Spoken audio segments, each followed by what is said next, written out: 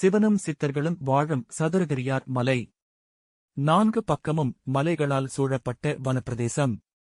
நாவல் மரம், பலா மரம், நெல்லி மரம், ஒரு யானையே ஒளிந்து கொள்ளும் அளவிற்கு உடல் பருத்த பெருமரங்கள்.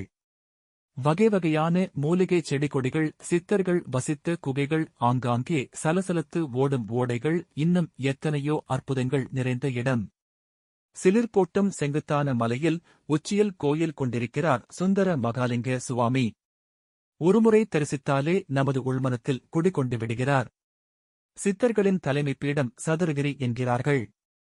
வான்மீகி, கோரக்கர், கமலமுனி, சட்டைமுனி, அகத்தியர், சுந்தரானந்தர், கருவூரார், அகப்பைச் சித்தர், கொங்கணர், தன்வந்திரி, பாம்பாட்டிச் சித்தர், ராமதேவர், இடைக்காட்டுச் சித்தர், திருமூலர், போகர், அழுகுணிச் சித்தர், காலாங்கிநாதர், மச்சமுனி ஆகிய 18 சித்தர்களும் சேர்ந்து ஒரே சந்நிதியில் காட்சி தருவது சந்தன மகாலிங்கம் கோவிலின் சிறப்பு. தன்னை தரிசிக்க வரும் எவரையும் எந்தவித சிரமத்திற்கும் உள்ளாக்குவதில்லை மகாலிங்க சுவாமிகள். மலைப்பாதையில் பக்தர்கள் நடந்து செல்லும் போது வழி மாறி செல்லாமல் இருக்க பைரவர்கள் பக்தர்களை பார்த்து வாலாட்டிவிட்டு என் பின்னாலே வா என்பது போல் வழிகாட்டிக் கொண்டே செல்லும்.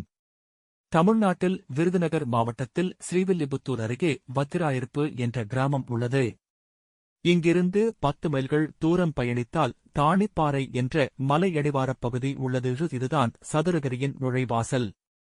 இங்கிருந்து 5 மைல்கள் தூரம் அடர்ந்த காட்டு வழியில் சாலை வசதி இல்லாத கரடு முரடான பாதையில் பயணித்தால் சதுரகிரியை அடையலாம். ஓம் நம சிவாய.